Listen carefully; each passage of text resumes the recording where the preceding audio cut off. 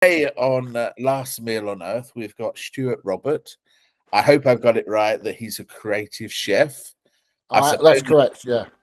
the next thing on his long list of achievements will be a writer. Yeah. But Well, sorry. Do you? Sorry, I'll let you talk. And you tell me when you want me to respond. Sorry about that's that. okay. No. I mean, you can say what you like. I mean, I've got a number of questions, but so the first question is: where were you born? Where did you grow up, and where are you living now? Okay. I was born in London. Lived for a short amount of my time, up to about 6 years old in London. Then moved out to Berkshire. Mhm. My dad was working in Brentford, and it was taking him so long to get from where we were in London to Brentford that he moved us all out to Berkshire. Very, very quiet, sleepy little place called Twyford. And I think he was getting into work. It was maybe it was 45 minutes from Twyford to Brentford, whereas before it was like an hour and a half just to get maybe 10 miles across London.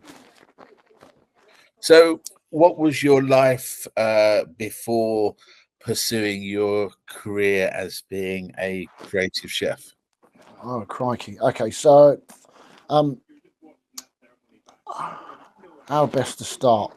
So I'm I'm dyslexic, and it wasn't discovered that I was dyslexic until I was about 15.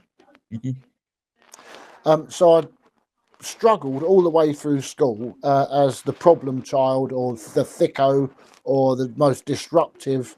I spent most of my lessons outside the lesson, standing in the corridor or in front of the headmaster getting a cane. Yes, yes. Um, I left school with a desire to join the army. Probably the biggest mistake I'd ever made because that really, really wasn't for me. I came out of there and I was a bit of a lost soul, to be fair. And I would have just looking for any job at all. And a job came up, and God, this is going to come back and bite me, I know. But my first ever catering job or cooking job was in McDonald's. Mhm. Mhm. Not the greatest start to anyone's career, but you got to start somewhere. So Yes, yes. um, I'd found myself not necessarily enjoying the tills, but really enjoying the grill. Mm. Taking my time, understanding how to cook the products, and that really sort of became my passion for cooking. I didn't last at McDonald's very long because I was a little bit disruptive, not backwards, but I hadn't had the same kind of education that everybody else had because I spent most of the time outside the lesson. So, so, so um, I had moved from there. I think I did another couple of other jobs, maybe some building or construction, painting and decorating, that kind of thing, before I went back into cooking. Um, and I'd found myself at a local health club where there was a really, really good chap, a Greek chap called Vasilis Constantine, a really, really friendly guy. And he'd seen something in me Mm, mm, mm. and suggested that I pursue this further, but he said you really need to go to London. You need to Yeah. go to London and work in a proper kitchen. He said I can get you a job as a commie chef in this was Cafe Bordeaux in Coptic Street, West One. I don't even know if it's still there, but it was right in the heart of Theatreland. Mm. So I went for this job. He said, yeah, you can start virtually no interview. And I start, but I'm not actually a commie chef. I'm a KP, a kitchen porter.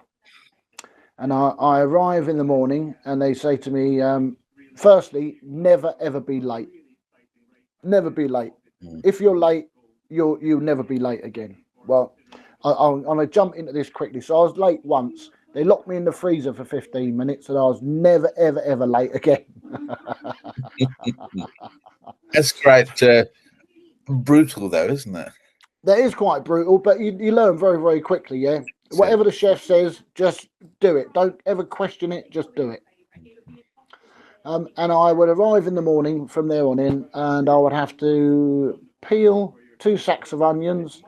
I'd have to peel, chop, and batten 2 sacks of carrots, and I'd have to de-beard 2 sacks of mussels every single day before I could even get on with my washing up, which was piled from the floor to the ceiling, as far as I could see, pots, pans, plates, cups, saucers, the lot. Excuse me. Yep. My chef at the time, he said, whatever you do, just keep that machine running. It's not gonna sigh, it's not gonna cry. So the machine, just keep it stacked up. So that's what I would do: keep the machine running, wash continually. And whilst I was washing, I was watching so they had a cool chef who was just like a salad chef, a commie chef, senior commie, junior chef de partie, senior chef de partie, junior sous, head chef. So I was watching what the cool chef was doing and what the commie chef was doing. These guys were both Brazilian. I remember that because it was very difficult to understand them. And one day, neither of them came to work. And the chef said, well done, mate. He said, you've been upgraded. You're now the commie. So, oh, great. He said, you're still the KP as well, but you're the commie as well. What? Yeah. He said, so after you've done your carrots and your mussels and your onions, he said, then you've got to do your own prep and do the washing up. I was thinking, crikey. And this is like an upgrade, yeah? A huge upgrade. Now I believe I'm actually a chef. I'm not actually a chef, but I'm sort of getting some training. And I start performing, not doing much. We were doing, I think at the time it was a tomato, mozzarella and avocado salad. That was pretty much the table d'hote. And they would do 3 table turns at lunchtime and 6 table turns at night.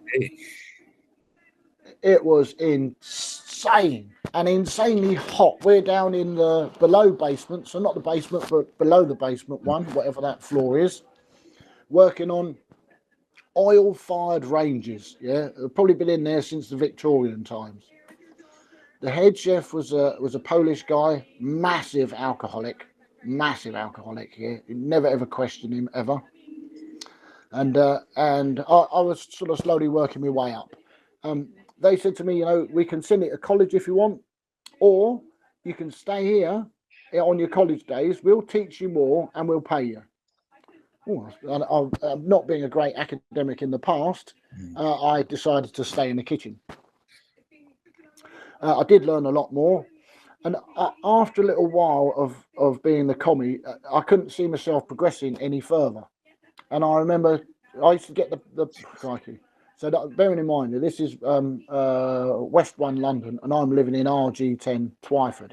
Yes. I'd have to get the X1 bus at, I think it was 5:30 every morning. My mum, God bless her, would take me to the bus stop and pick me up because it was maybe 3 miles from our house where the bus went from. So upon leaving the restaurant one afternoon or one evening, I remember looking at a copy of the Evening Standard, and in the back it had all the jobs. And I saw a job for a junior chef de partie at a bar in Covent Garden called Freud's, and it was like an art bar. They had people's paintings and stuff hanging on the wall. Okay. And although the menu was much, much less than I'd been previously working on, essentially I was the chef there. I didn't have a head chef to answer to. They just gave me the menu, so that's what you're making, away you go. And that was busy there, mate. Super busy. Maybe doing 120, 150 lunches, all sorts, guacamole and salsa, chips and dips. Nothing really major. More like lots of croque monsieur, croque madame, that sort of thing. So that was okay. At least it got me away from the sweat box, yeah, because that was insane in that kitchen. I suppose that's where you start. Yeah, and you've got to know. I think you've got to start in the brown, smelly stuff to know where you don't want to go back to. And after a little while at Freud's, I had sort of outgrown that position. I remember seeing a job for junior sous chef at a place called Monkey Business in Covent Garden. And I went for the job. They really, really liked me. I've been quite fortunate that people do like me. Yeah. I don't know if it's my good energy or whatever, but they like me. They didn't ask to see any credentials, nothing. So I started as a junior sous. I didn't have a flipping clue what I was doing. I managed to blag it all the way through. if they asked me to do a specific dish, if I couldn't do it on the day, I'd come home, ask my mum or my dad, and we'd go through some recipe books that night. And in my mind, I'd play it through, maybe make the dish at night at home, and then go in and then perform as part of the brigade. Yeah, yeah. Then a friend of ours had taken over the restaurant at Newbury Racecourse, and he'd actually approached me and said, "Oh, do you fancy coming and working over here for us? We need a chef. We need a head chef." I thought, well, why not? I didn't even know I was a sous chef until I went for the job as a junior sous. Then I was a sous chef. So I said, yeah, sure. Yeah, come on, I can do that. And I went over to Newbury Racecourse, and they wanted a themed menu. So there was like the John McCurrick steamer. I think it was like a steamed sea bass with burnt fennel, something like that. So everything had a kind of had a sort of horse racing-y theme. Well, fortunately for me, the restaurant was dead. I think in the year that I was there, if I fed 100 people, that's all I fed. And mostly that was the guy, the family friend of ours, and his friends. Gee. Yeah, so I was quite fortunate there. So now I'm the head chef. Yeah, I'm not really the head chef, but I let my ego get the better of me, and now I'm the head chef. So I believe that he took his money out of that restaurant, and I'd left there after he took his money out, and I went and took a job at a place called the Red Lion in Peppard Common, at the top of Henley-on-Thames. This was a new guy taking over an old pub, and it was completely my menu. Everything on there was mine, which was great. It was a pub, so a lot of very, very high volume food. So it's not like I could make everything personally. So a bit of it I was buying in, a bit I was making. And at that time, before a previous role, I think it was at Monkey Business, they had a deep fried brie in tempura batter, and they had it with trying to think what it was. It was some damson chutney. I didn't like the chutney. It was horrible. So while I'm writing my menu for this guy at the Red Lion, I'm saying, we could do a deep fried brie. And I don't know how it sprung into my mind, but I thought, let's think of something to go with that. Okay, we're going to do a red onion marmalade. I was only thinking because red onion, onion you could slice thin. The slices of onion would look a bit like the orange peel. So I started making red onion marmalade. Well, my God, I'd do more deep fried brie than anything else. People were coming in and asking if they could buy a jar of the marmalade. That's amazing. They loved it. Yeah, they honestly. And then I don't want to claim the kudos for it, but after that, everywhere started doing red onion marmalade, and it became a thing. But I like to think that I invented it. Maybe you did. I mean, it always only starts at one place, and it gets to people with, they go to another place and said, "Have you got this?" And they go, "It makes people think." Yeah. So I lasted there for crikey, and that was busy. I remember I think it was either Father's Day or Mothering Sunday. I did 365 lunches out of there, and it was a tiny little galley kitchen. It was me and a commie KP. That was insane, insanely busy. Yeah, 365, something like that. Incredible. We couldn't get the plates back in quick enough, so we could get plating them up again to send more food out. That was insane, and that kind of gave me the idea that I don't really like high volume food. It's not really what I want to be doing. What I really want to be doing is good quality food, cooked with love, at a decent pace, not flat out continually chucking stuff out the freezer into the fryer. That ain't me.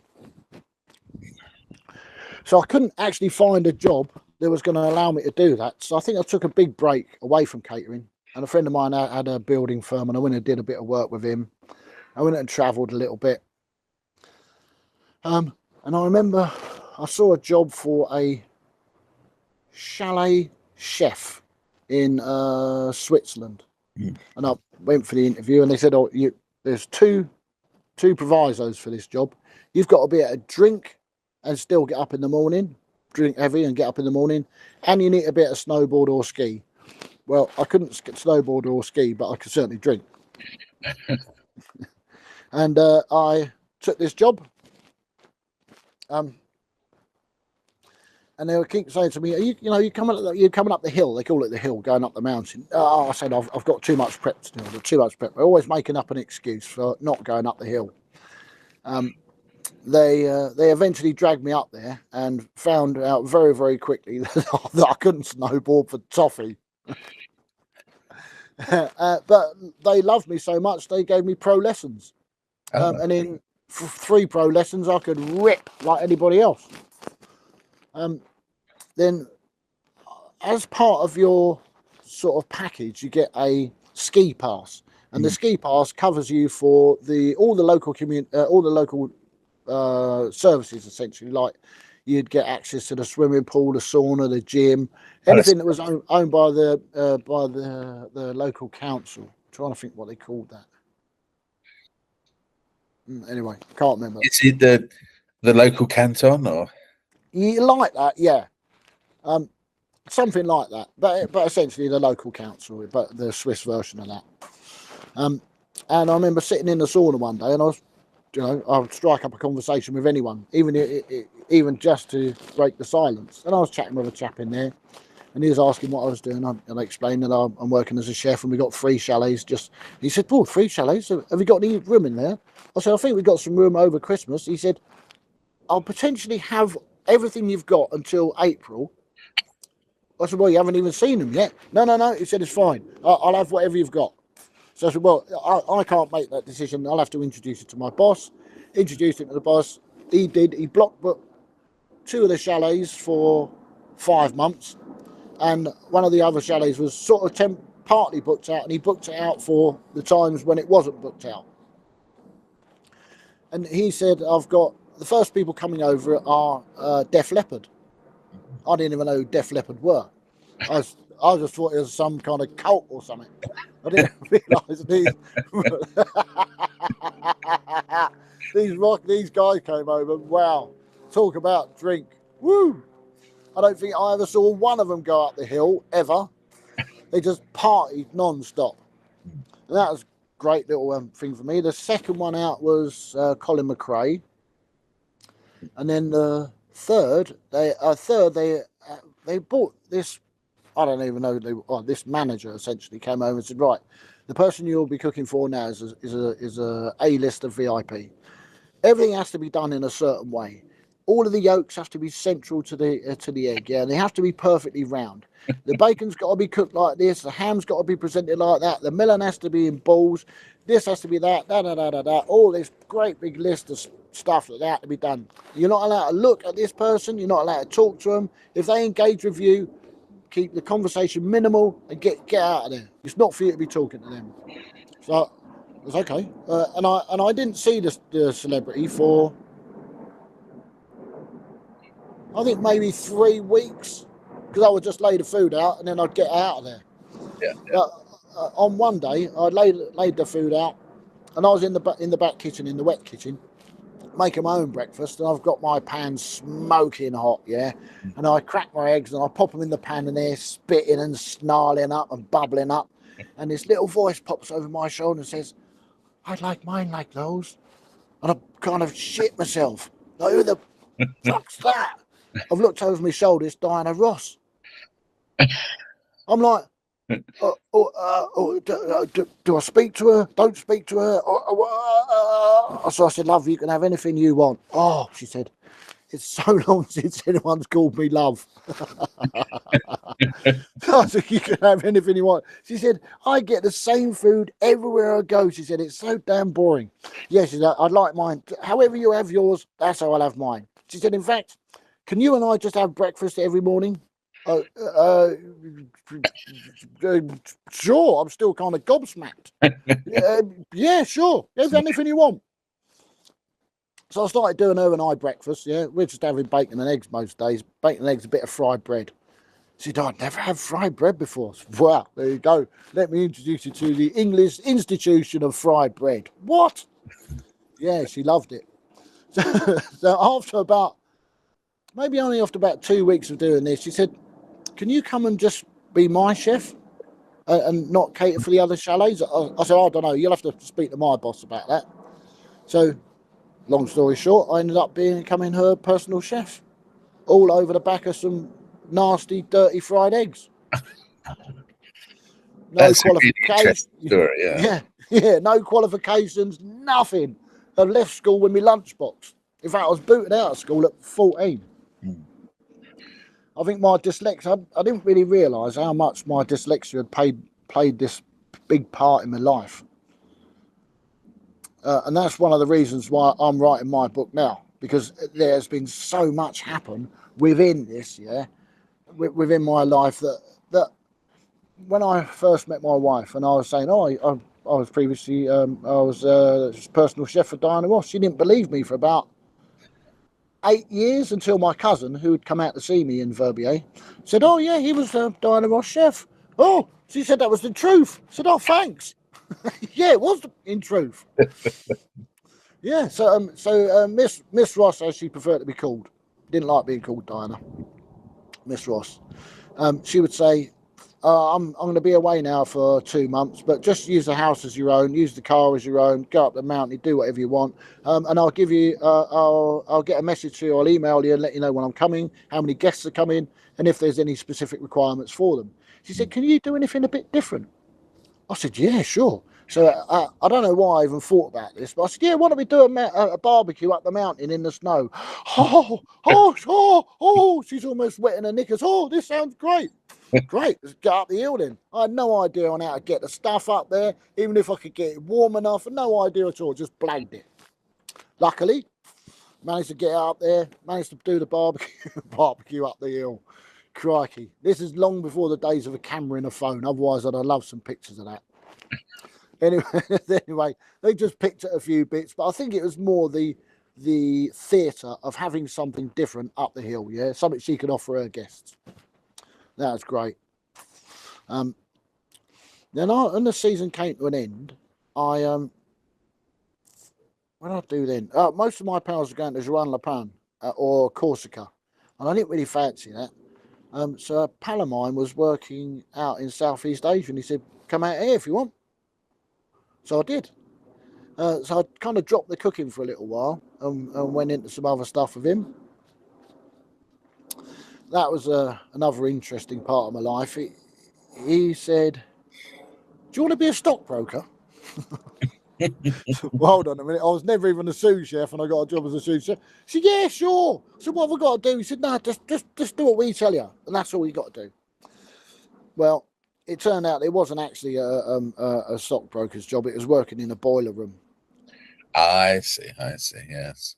And after a very short amount of time, at the time when this thing happened, yeah, I thought it was a joke because the doors to our office burst open. There was TV cameras, FBI, NBI, SEC, all these guys with letters on their jackets, and they said, "Stop what you're doing! Put the phone down now!" Blah blah blah blah. And I thought it's a joke, so I just carried on doing what I was doing. Anyway, it wasn't a joke. So we all got arrested there. Spent a bit of time in prison there, and all got deported. Needless to say, I came back to the UK thinking maybe stockbroker's not really the job for me. Well, that really it wasn't really stockbroking, was it? No, it wasn't. It was making people broke. Yes. Yeah. Came out of the UK, and my kind of confidence had taken a bit of a battering through the time in the prison out there. And I came back and I just looked for any job I could get. And the only job I could find, grill chef, was working in a harvester. Another brutal, on the line, freezer to fryer, everything on the grill, either BTF or rare. BTF is in burnt tough. Anyway. Yeah, yes. And I went from a harvester to like another kind of chain pub, two or three of these chain pubs, and I realised, this really ain't for me. So I had started working with another guy doing some event catering. And then that was good, like tour chef, working all over the country. But again, that was quite demoralising because everything I was doing for someone else. I wasn't actually everything I was cooking was someone else's recipe, someone else's dish. Yeah. And if I don't like it, I can't change it. I've just got to do whatever they say. And that didn't really bode well with me. So a friend of mine said, if you can't find the job you want, why don't you make the job that's right for you? Right? You've had some amazing advice. Yeah. So I did that. I started up Meat Stews. As a nickname I had when I was younger, I'd answer the phone. I'd ring people up and they'd say, "Who's this?" I'd say, "It's me, Stu," and that got shortened or bastardizes into Meat Stew, and that was my nickname for, crikey, I don't know how long. Maybe even some people call me that now. Still, Meat Stew and dumplings. Anyway, so I thought, what a great name for the firm, Meat Stew.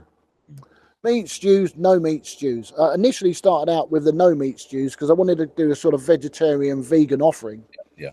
As I kind of saw that the world was going down the plant-based road, and I thought maybe I should be at the cutting edge of that.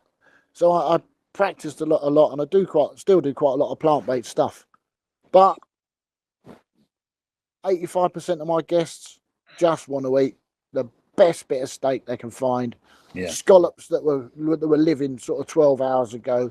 Shrimp the same. They want the best of the best, and they don't really see that jackfruit ribs are the best of the best. They kind of see that as low rent pub grub. But you kind of got to do what they want. So Yes. I kind of reworked the no meat stews to mean, you're never going to get a stroganoff out of me. You're never going to get beef bourguignon. You're never going to get a stew. You're not getting any dumplings. I'm not doing soups. I won't do lasagna. I won't do pub grub. I won't do any of that rubbish. All you're going to get out of me is fine dining. So as I was sort of trying to gain some clients, I saw a job as a breakfast chef. I thought that'd be great. I could get in, get out nice and early and still do my own stuff. And this was working in a really, really beautiful old country house that opens itself up as a wedding venue. It's a place called Hedsor House, Hedsor. So I was working for one guy there, and he wasn't a chef. He really, really wasn't a chef. And I was thinking, how on earth have you got this operation when you're not a chef? You buy the nastiest, cheapest, most horrible product you can find, and you're feeding people that are spending sort of 50 or 100 grand a day to come here. Anyway, needless to say, he lost that operation, and they put it up for public tender. They'd asked, and I didn't tender for it. And then the owner and the operations director emailed me privately and said, "Would you please tender for this?" I kind of took that as a green flag and a sort of shoe in, so I did tender for it, and I got it. So I changed the entire menu, themed it all, so everything had a little bit of Hedsor in it. I've created their own coffee blend, their own orange juice blend. I do a ginger shot that has their own honey in it. I make their granola.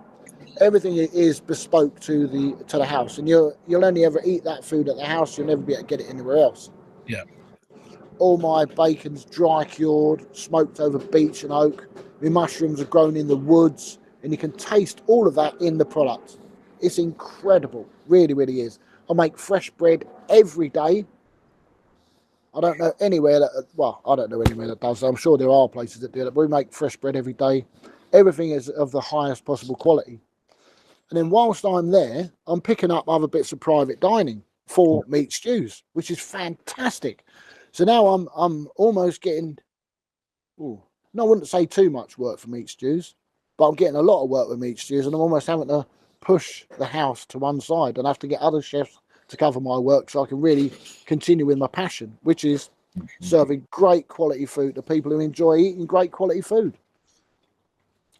And pretty much me. Sorry, I've probably done Oh your no, thought. that's brilliant.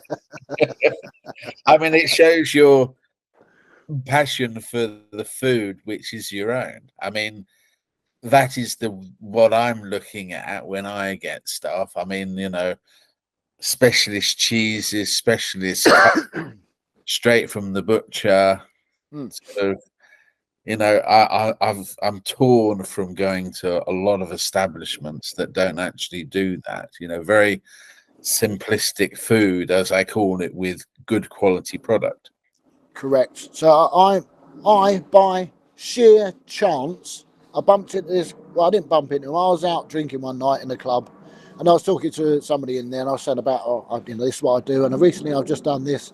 I did a stuffed fillet steak with a truffle duxelle, and this guy said, "Ah, it won't be as good as my fillet steak." I said, "Oh, go on, what's your fillet?" Oh, he said, "Well, no, I don't sell it." He said, I'm like an artisan farmer." So go on, explain a bit more. So he was telling me he does I think he does something like 6 cows a year Mm. that he slaughters. And he said, they get loved. They get music played to them. He said, I feed them beer. They eat barley. He said, on the odd occasion, they'll get a little massage, but they are looked after. They're grass fed. He said, they couldn't want for a better life. He said, they're killed humanely. They're not put under any stress, anything at all. He said, and you taste this in the meat. He said, and then I dry age it 32 days in a cave. I said, go on, explain the cave. He said, well, you can control the moisture in the cave. You can control the temperature, and to a certain degree, the meat mineralizes from the rocks around. I was already blown away, so I had to try this. I bought some of this fillet. I presented it to my guests. I got the first time I've ever had this, I had a standing ovation over this meat. It is incredible. You can cut it with a butter knife. Mm. It's marbled beautifully. And he is saying that he crossed a Dexter with an Aberdeen Angus, and he'd ended up with this beef. Wow, honest to God, it's not the same, not marbled as Wagyu, nowhere near, but marbled a lot better than anything else I've had. And this kind of set me on a road that I'm never ever gonna go back down to anything lesser than this. It has to be the top of the range. If I do chicken, it has to be a corn-fed chicken, free range. Otherwise, chicken don't taste like chicken anymore. No, Chicken's just forced on. Give us your money. Give us your money. Bacon out the supermarket. Why people buy that? I am just shocked. no. So I mean, when we do buy it occasionally, because we can't find anything else, it's just ran full of salt water. Yeah, You nitrates. cook it and it just comes out. And if you think about the water, so there's another thing as well. In my cookery, I don't use tap water in any part of my cookery. From washing my produce to boiling it to making my risotto, anything at all, I use spring water or mineral. I never use tap at all. Tap's got so many nasties in it. If you're essentially washing your strawberries in tap water, you're probably putting more rubbish onto them than you're washing off of them. No, I won't do that.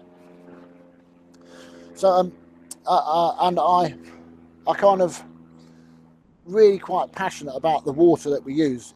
And you were just saying then, the rubbish that you buy from Tesco's, that's impregnated with tap water and salt. But the salt they use, here's another thing. The salt they use here is only sodium chloride. Yes. Two damaging chemicals for the human body, sodium and chloride, yeah? I only use Celtic Sea or Himalayan, and I'm Yes. steering away a little bit from Himalayan because of the iodine in it can dehydrate you quicker. But I use Celtic and Sea, and that's all. And I'll only ever want to use the best products. Now, some people's, I lose a bit of work when I tell people what my minimum is. But then I gain a lot more work because after people have eaten my food, I only advertised once 4 years ago. Once I advertised, and I've never advertised since, and I'm just working off of word of mouth. But I was very is lucky. the thing. Yeah. I think that is the thing that people want is you can't beat good quality produce. If you get top notch, then everything works perfectly Excuse me. from that. Yeah, yeah, absolutely. You know, so when I like if I'm doing a fillet of beef for clients, I might buy it 4 days before the event, and I will season it with Celtic salt initially, wrap it up, put it in the fridge so it can I can maintain a form from it, get it on a sort of perfect shape. Then I'll take it out, cut it, and before I cook it, I'll season it then with sea salt because it's a finer flake. And I find that the Celtic salt penetrates right the way through the meat, and it kind of mineralizes it too. You can really, really taste it. Incredible. And So how do you go on. wrap it up? I mean, what is the process with that? Is it a special linen or? Oh no. So I use a non-PVC cling film, so you can minimise the amount of nasties that leach into the product. I season roll the cling film out, run a cloth over it so you can knock the static out of it. Then I season it heavy. The Yeah. thing with beef is I think people are too scared to season it, or they put a little sprinkle on. They ain't going to do anything. You got to season beef hard, I think. Yeah. There'll probably be a load of chefs come on here and tell me I'm doing it wrong now, but either way, this is how I do it. The thing is, it's all in the taste, isn't it? Yeah. And then I roll it under compression. Yeah. So I keep a very, very tight roll. And then I kind of wind it up. Wind it up. No, that's not the right. Yeah, it's kind of wind it up. So make the cling film longer than the product. Wind it up like a little sausage. Tie them off. Yeah. Shake the product down so I can keep a uniform size right the way throughout. I only ever use mid fillet. I never use the chump end or the tail. Yeah. Because the size difference is going to mean different cooking time. And I want everyone to have almost exactly the same meal. That's super important for me. So that's why I do that. And then once it's been in the fridge for like 4 days, I can then cut that into the steak size. It'll all be perfectly sized, season it again, and away we go. When I'm making my red wine jus, I generally use a bottle of red wine, a beef stock that I've made, and then thicken that up. Depending on what the client is, if they're GFs, sorry about all you GF people, gluten free, yeah, or your dairy frees. You know, as much as we like cooking for you, we really don't. So where do you source your red wine from? I mean, do you go first, second, third, fourth growth, or is this just locally made? No, so I'm fortunate. I know a couple of sommeliers.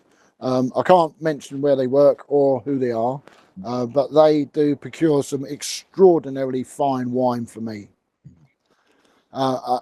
Sometimes this is wine that there's been maybe left behind by the client. Sometimes this is stuff that they've been given. Sometimes it's stuff from their own private cellar. But yeah, they generally procure this for me. At the moment, I really like using a Primitivo, and I've got a really good guy from a very, very well-known hotel in London. I can't say the name either or who he is, but but he really looks after me. And this wine is exceptional, even on its own. Yeah, it's kind of so super full-bodied, round, robust, almost chocolatey in its flavour. Ah, it's incredible. So I'm sort of championing that at the moment. I sometimes have to pair wines for the client, but I find that most people are really more into the food than they are into the wine, and that I prefer. You know, often I'll pair a wine with the steak, and the clients will only really drink a few little sips. They're more in love with the food.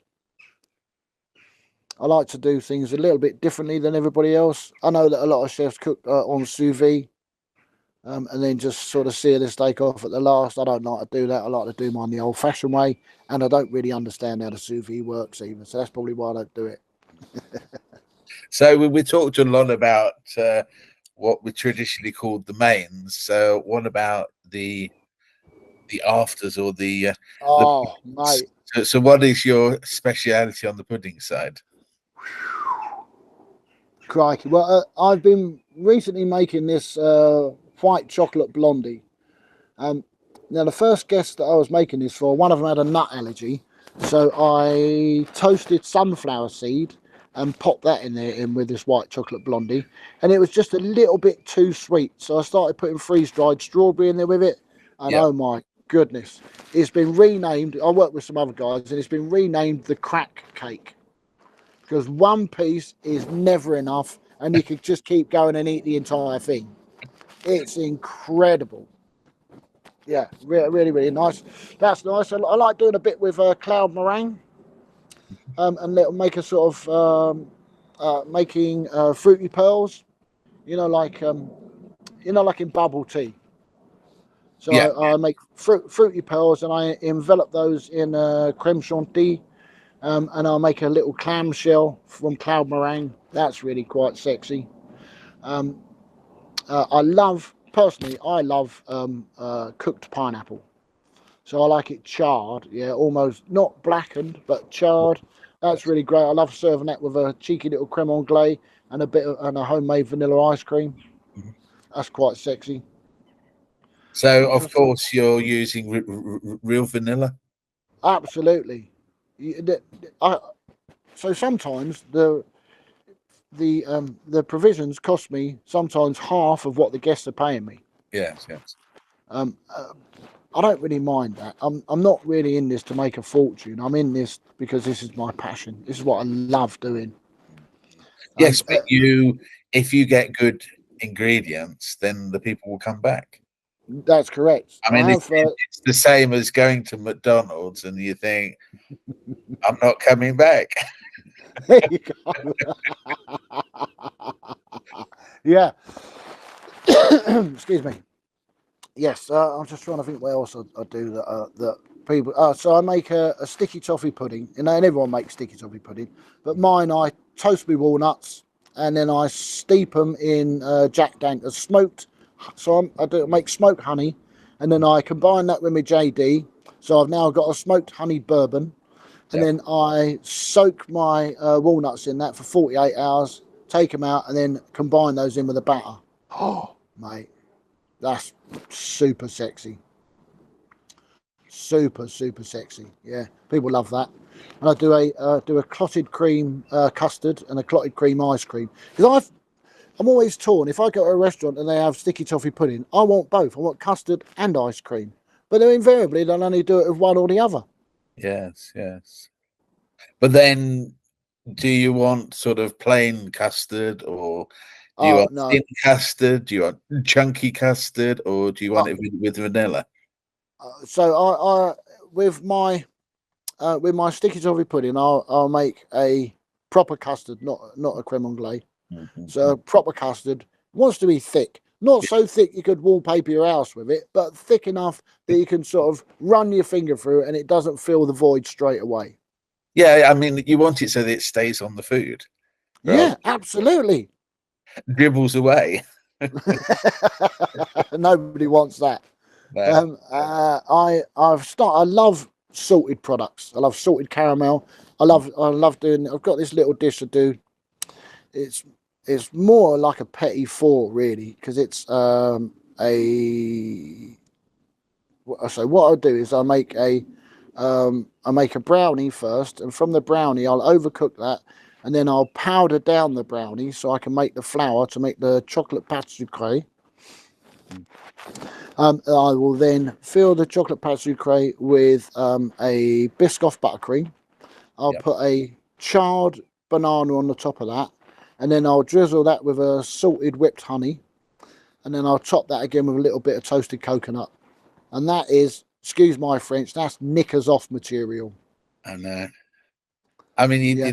it's. I mean, you explain it, and I can taste it now. Sorry about So, what particular projects are you working on at the moment, and do you have any future projects? Do you? Yeah. So right. Um, I should tell you this before because someone else is going to tell you anyway. Um, when I came back to the UK in I don't know. I'm just trying to think of the timeline. So about 2008, 2007, 2008, I went out to work in China as an independent financial advisor for an offshore bank, Yeah. legitimate this time, and hated it, hated China, wasn't really for me. Came back to the UK, and a friend of mine got me a job in Citibank as a trading floor manager. I'd never done this role before, didn't even know what I was doing really. And this job wasn't actually another. It was another. It wasn't actually a boiler room, but it was very very similar. And I ended up getting some prison time off of that. So whilst I was in prison, I never actually had any qualifications or nothing to say that Stuart knows how to cook an egg. Nothing. And they gave me the opportunity while I was in there to go to college and do MVQ 1 and 2. Mhm. I did both of those, and then I did an extra MVQ in patisserie and confectionery, and ended up getting a merit in that for my pastry. Mhm. And that then set me really onto my super path. Anyway, so I'm glad I've got that out of the way before someone says, "Oh, don't forget, he was been in prison." Yeah, I know I've been in prison, but I've come out the other side. I'm a different fella. So, future projects. Now, I hope my clients don't see this, otherwise, this might queer my pitch. But whilst I was in prison, there was a charity came in called the Liberty Choir, Mhm. and they bring sort of a singing session into the prison to sort of help to alleviate the stress of being behind the door for 23 or 24 hours a day. It is incredible. These guys literally saved my life while I was in there. Without that, I don't know what would have happened to me. Anyway, when I came out, I sort of reignited the friendship between us, and I went and did a family day in a prison for them, and I did a lot of canapes for them to give out to the staff, the friends and family, and the prisoners as well. Not a problem. So they've engaged with me and asked me to do another event for them. This is on the 9th of October, and they call me one of their graduates. It's quite nice, I think. And I'm doing a rolling canopy service of 300 on that night. So that's an awful lot of work. I've just been booked to do a wedding next year, and I've got quite a few big parties coming up throughout the rest of this year. I've got a nice big canopy, what I call bite and a half. Canopy is so small, you could just do it in one chew. So the client wanted something that was a little bit more, but he didn't want sort of finger food. So we're doing a sort of a larger style canopy. So it's like a bite and a half rather than just a mousse bouche. So that's quite nice. Working on that. I'm working on a range of sauces. And I recently have been approached by a children's charity to write an afford. They first said cheap and cheerful, but now we've changed that to affordable and engaging. A menu for kids to be able to understand and get into. And they're explaining that the recipe book is aimed at kids who are on the breadline, kids who may be homeless or living in sheltered accommodation, and for this to be able to, for them to be able to make in the microwave, the kettle, or the toaster. Yeah. The three things that they won't have facilities to a fryer or a fan oven or anything like that, but they'll have that basic facilities. So I'm working on that, and I'm trying to find a supermarket that I can collaborate with, that Mhm. we could use their sort of budget end of their product to create this recipe book for, or with even. Yes. Yes. So that's sort of eating up a lot of my time, and I'm writing my book as well at the moment. That eats up an awful lot of my time. Excuse me, a little bit of hay fever. Yeah, that eats up a lot of my time too, and it's been my life's been extraordinarily colourful. I've only talked about a bit of it now, yeah, but so we're working on a chapter at the moment, and it's called "The Princes of Penis Palace." Is that a real place? Yeah, it was. Yeah, a friend of mine actually changed the deeds on his house, so it read Penis Palace. There were like 8 eligible bachelors living in this one swanky mansion in Berkshire. Yeah, there's a long time ago, mine. Not recently. I'm not that eligible now, or a bachelor even.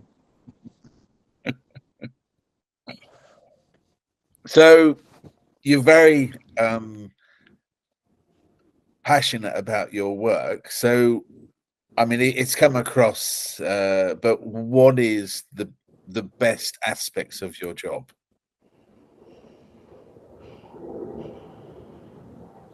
I get to cook really good quality food with love for people that want to eat really good quality food made with love.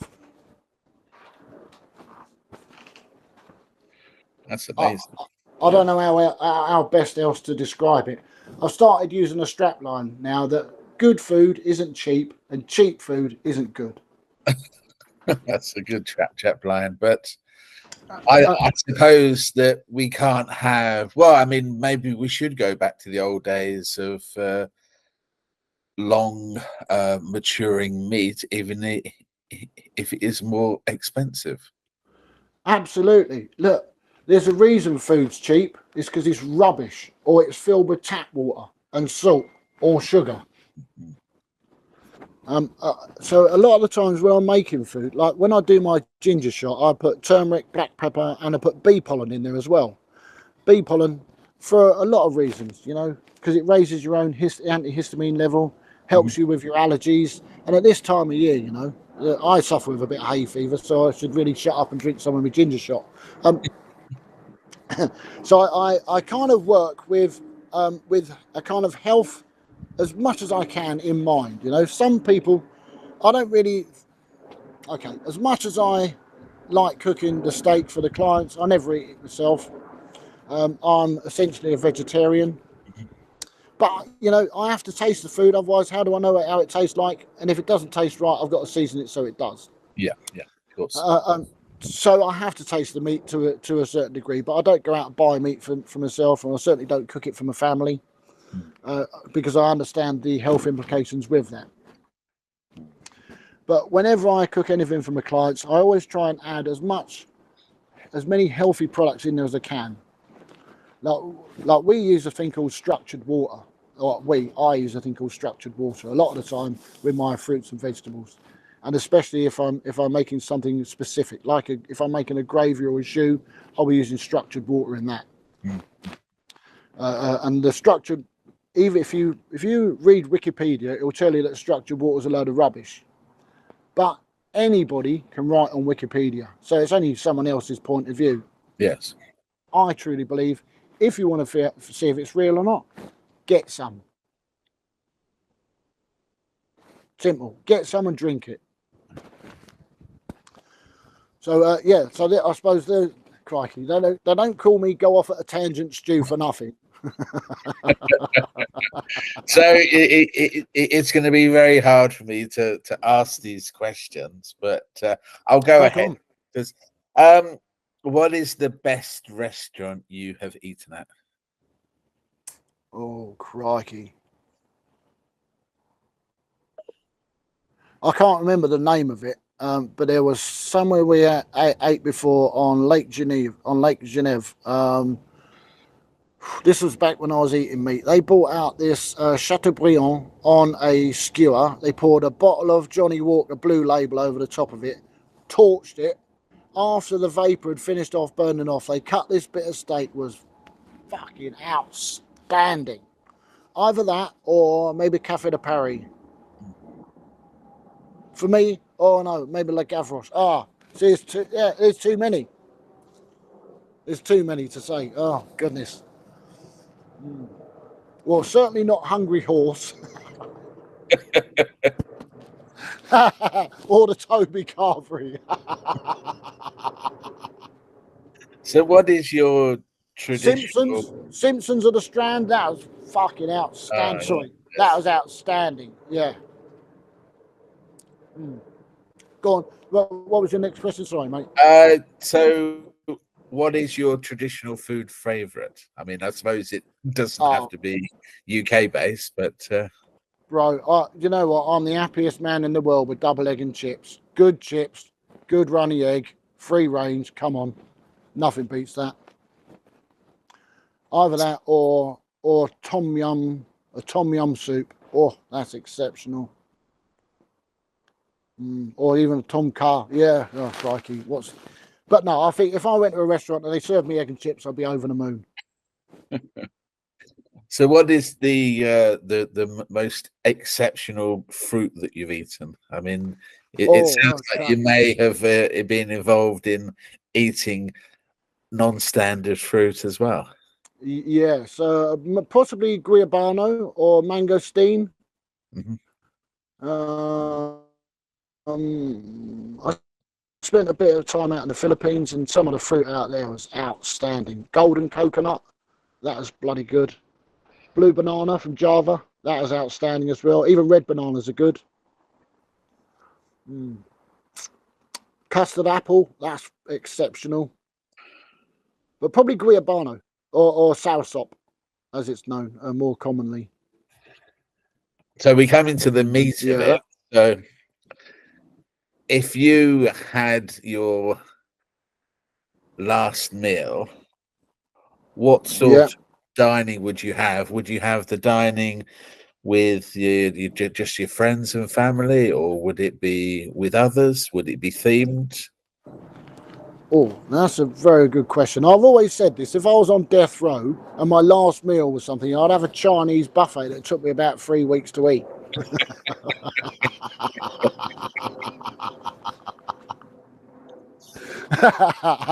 um, I'd love me dad there. Yeah, unfortunately, he passed away in '94, but I would love him to be there. He loved his food. And I think a lot of his passion for food has helped me to sort of drive me on further into mine. I'd love him to be there. I'd love Bob Marley to be there because that would be a great fella around the table. Mm-hmm. I think some friends and family, that would be nice. George Williams, an old comedian that my dad knew, he would be exceptional at the table. I think that. And nothing too elaborate, you know. Something nice, wholesome, family style eating. Like even a good Sunday roast. Yeah, I mean, there's a number of people that have picked Sunday roasts. So you'd have Sunday roast with all the trimmings, or Oh goodness me! So I truly believe, right, that there's so many restaurants and pubs that are missing the biggest trick in the world. Because what they do is they do maybe a great cut of meat, and they'll maybe do 3 veg with it.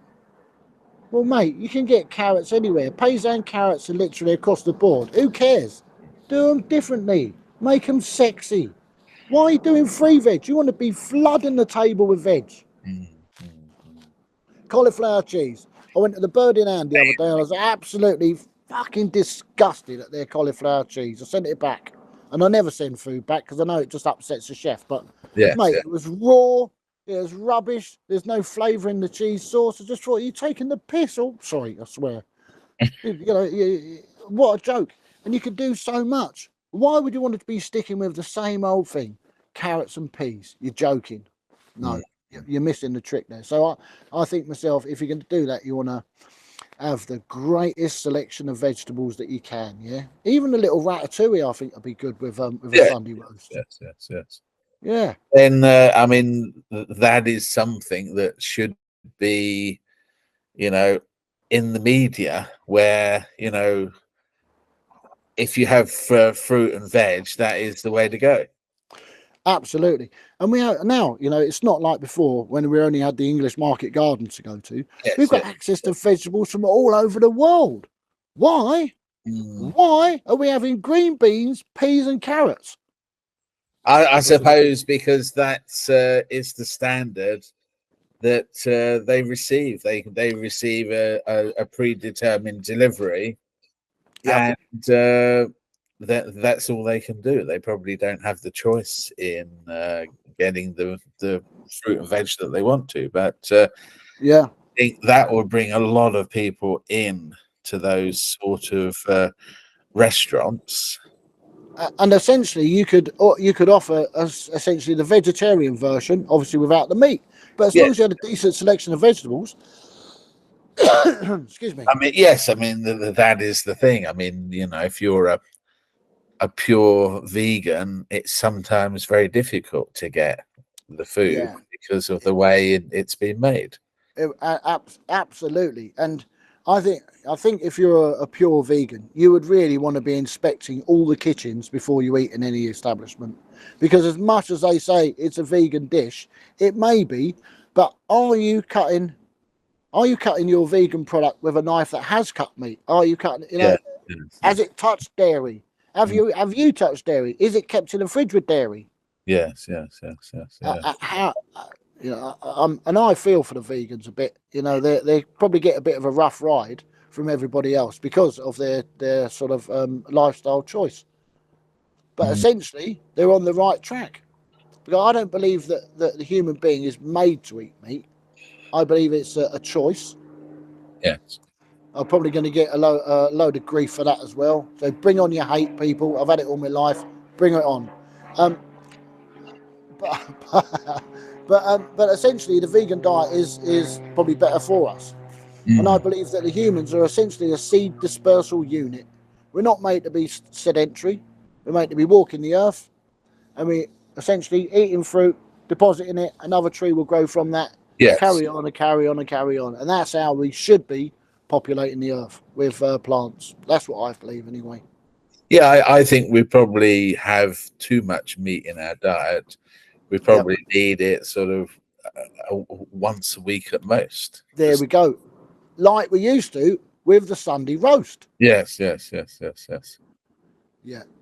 The whole thing Yeah. of fish on Friday. Yeah. So you see how we've been herded into, oh, you got to eat 3 times a day, breakfast most important meal of the day. Rubbish. But The most I think the most important meal of the day is the meal you enjoy when you're most hungry. but I think you are right. I mean, I've been doing a lot of research in vegan and vegetarian food. Um, to combat things like Alzheimer's and PTSD and cancers and so forth. And it is amazing that we're just fed a load of rubbish because it's cheap. And it means Yes. that more and more people, I mean, too much of this is blamed on COVID. I'm sort of convinced that you are what you eat, and if you have a poor sort of food stuff put in your mouth, Yep. they're cheap, and a number of people can't have that variety of food to get all the relevant nutrients. Correct. Now, I'm sure you probably know this, but black pepper is vital to all the food you eat. It allows your body to absorb more nutrients and minerals from the food that you eat than without it. Hence why when you get turmeric capsules, they got black pepper in them. Yeah, yeah, yeah. Now, uh, uh, um, I know that as and a lot of people just do that naturally, black pepper on everything. So that's the kind of their bodies are telling them what to do, and they're doing it subconsciously without having to be told. But again, like you say, the processed foods or the foods you buy in the supermarket, and I just want to touch this quickly. I appreciate the supermarket, but you have murdered every local shop in the country. You've murdered them. You've Mm, put them out of business. You've undersold to just get rid of them. For what? Greed and money. And if you're a supermarket, you can only generalize in everything. You can't specialize in anything. Whereas your local grocer, he was specializing in that. He weren't selling tins of beans and handbags. He weren't selling video games and mobile phones. mm. No, he just did what he did, like your local butcher still does what he does. But That's I why. think, but I think people are moving more back to that, even though it's more expensive. I mean, I think, yeah, you're right. it's the wave. I was talking with my son yesterday, and we so I don't we stopped buying. This is probably about 3 years ago. We stopped buying liquid soap, whatever, shower gel. After watching a guy, and he said, 1 bar of soap is equivalent to 8 bottles of shower gel. Yeah, yeah, Most of that shower gel goes straight down the plug hole. And then who's making any money then? You ain't making any money. yeah, yeah, yeah. So we started buying soap. And now we buy proper soap, handmade soap, yeah. And we were to say yesterday, if you're buying handmade soap, handmade proper toothpaste, yeah, not stuff with fluoride in it. There's one on the market, I think, called Toothpaste. Mm, If you're buying, we buy deodorant with no aluminium in it. yes, yes. One of the major causes to Alzheimer's is aluminium, Mm. prevalent in fluoride, or fluoride's a byproduct of aluminium. So if we can try and negate these things along the way, but by doing so, you're looking at £100 a month, easy, just to wash and clean yourself. Yes, And then it's if expensive. you're on the bread line, what are you going to do? Eat or wash? You're going to eat, of course. Well, it's that triangle now. Is it? Yeah, Do you wash yourself? Do you eat yourself? Do you heat yourself? yeah. What do you do? Yeah, absolutely. We're quite fortunate, and I'm grateful for the fortunate place that I'm in, where I have the ability to buy a nice soap and to eat quite nice food, and on the occasion put the heating on or put another coat on. So, I mean, these are the wrap-up questions. So, Sure. what would you tell yourself, your younger self, in now, what they should have done, or the direction they should have followed in when they're 18? Buy Bitcoin and XRP. You don't need to do anything else. Buy as many Yes. as you can. Never stop buying it. Well, yes. I mean, there is the float of 2030 that it's going to be $1 million. So Yeah. So why wouldn't you? Even if you get fractions of it now, you're still going yeah, to be laughing. I mean, at the moment, since the gold standard has gone, Yeah. Since Gordon the Brown sold the gold standard. well, I mean, this is 1971 roughly. Ah, I okay. mean, Oh, sorry. the amount of borrowing has just gone through the roof. I mean, it's not even 45-degree angle.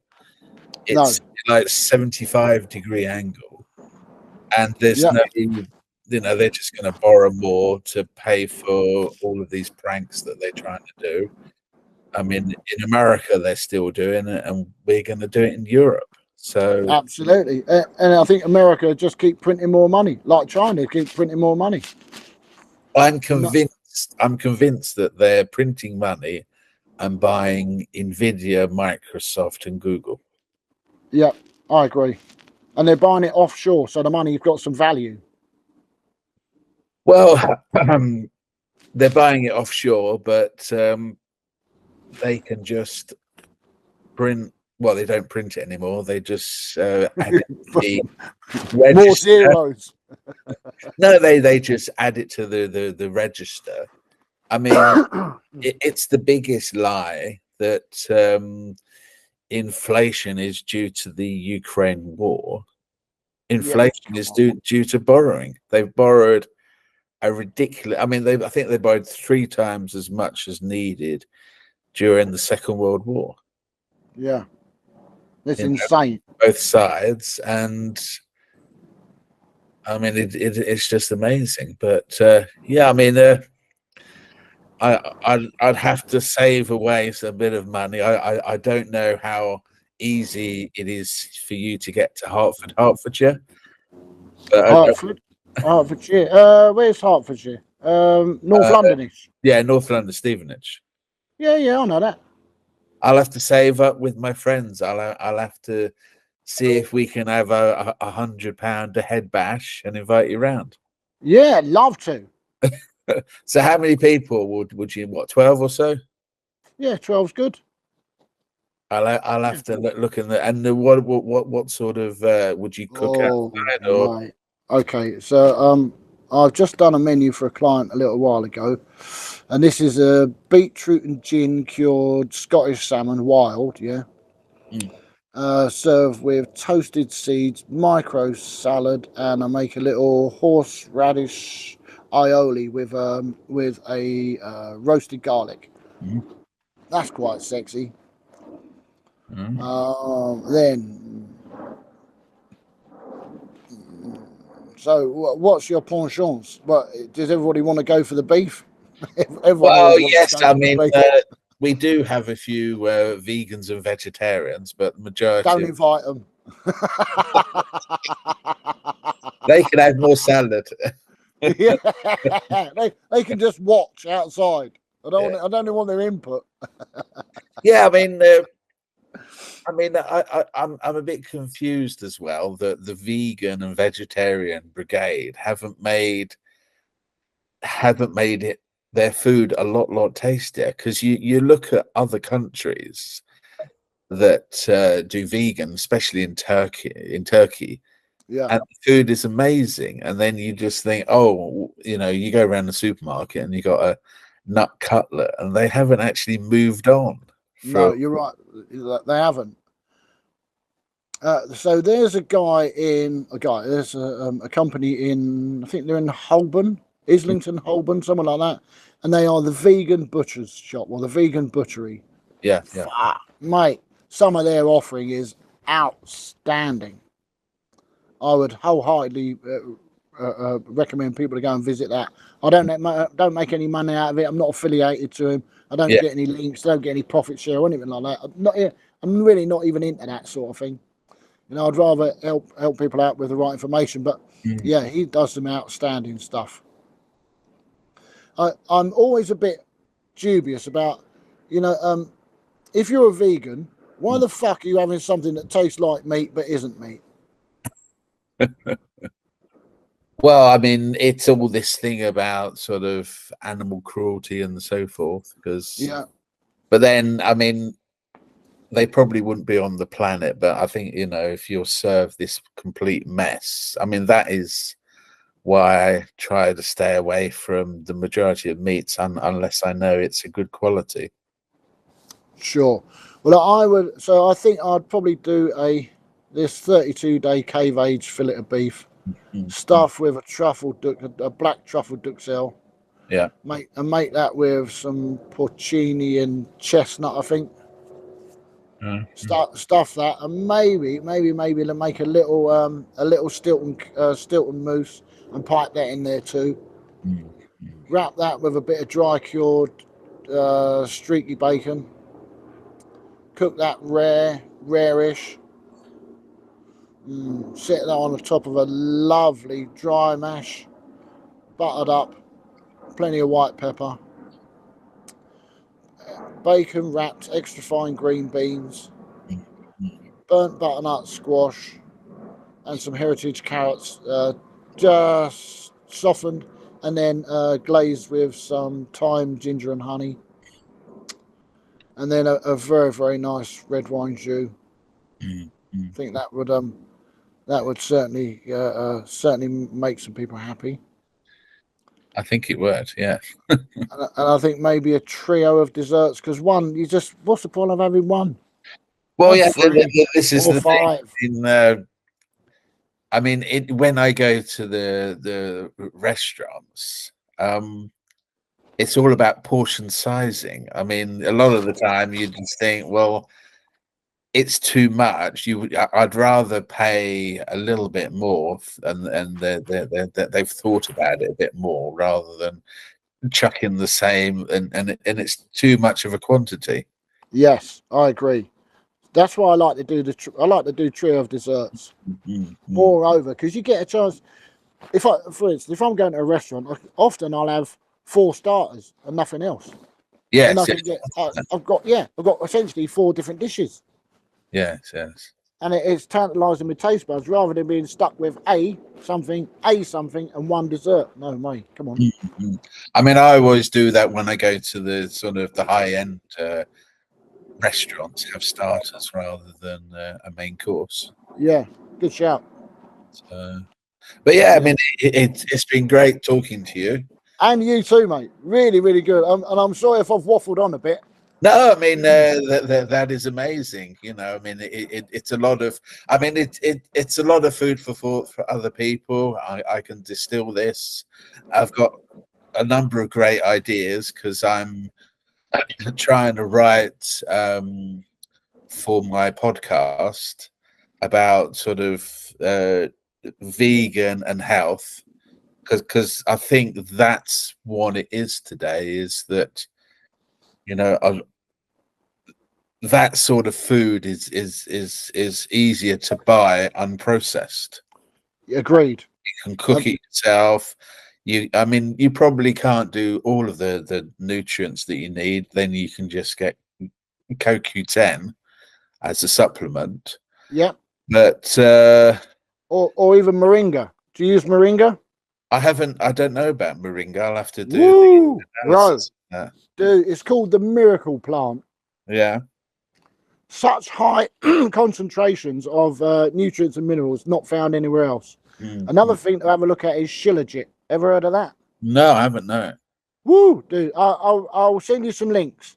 Yeah. Well, I mean, the thing is that I mean, it's only when they've gone over the top with this pre-processing. You just had a little puddle of crap water and salt, and now they're just pumping it and just it's sort of Yeah. you have a well, occasionally we have bacon, and the amount of shrinkage is just ridiculous. I bet you get bacon and it rarely shrinks when you cook it. Mine is amazing, mate. So I do for my breakfast. I do bacon two ways. I do a really crispy, streaky bacon, and that doesn't shrink at all. I render it really, really slow and low, maybe at 145 for about 25-30 minutes. And the back bacon I flash about 11 minutes at 167, 168. Yeah. And no more than that. No more than that at all. And it is outstanding. Honestly, I never have any white, white shite coming out of it. And I'll more than happily send you some of this bacon, mate. Honestly, it will change your day. Change your day. Yeah, I mean, if you're interested, maybe we can do some of this together, because it sounds like I'm trying to get Forged On podcast. I think people need to know what they're eating, what the alternatives are. I mean, sorry, I just wanted to say, that I'm built the same as you, 72 trillion cells, there or thereabouts. Yeah. Every single cell in your body, every single one has a cannabinoid receptor. Yeah. Every one. Now, they don't have any ibuprofen receptors, chemotherapy receptors, don't have paracetamol receptors, don't have alcohol receptors, fucking none of them, but they all have a cannabinoid receptor. Every single cell. Yes. Why? That begs the question, doesn't it? Why? Now, other countries that are a lot more progressive than us, yeah, they're cooking with cannabis, and that's something I really want to get into. Not for getting you high, but more for the medical benefits of it. Well, the problem with cooking with cannabis is that the opioid players are very, very strong, and they're all the biochemical companies. Indeed. Yeah, but I mean, people don't understand. So you have cannabis, THC, and what I can't remember. CBD. CBD. Yes, it makes you happy. On the one side, it cures the pain, and it can make you sort of stable, for want of a better word, and it can make you sleep. Correct. So why wouldn't it be in your diet? I know. I mean, because you've got the actual pharmaceutical companies have tied this up with drugs which haven't been properly tested, and there's so many problems with the long-term use of these drugs, and I'm convinced that if we just changed to cannabis, we could solve the issue. I agree. I agree. Yeah, I'm happy to do a collab with you, mate.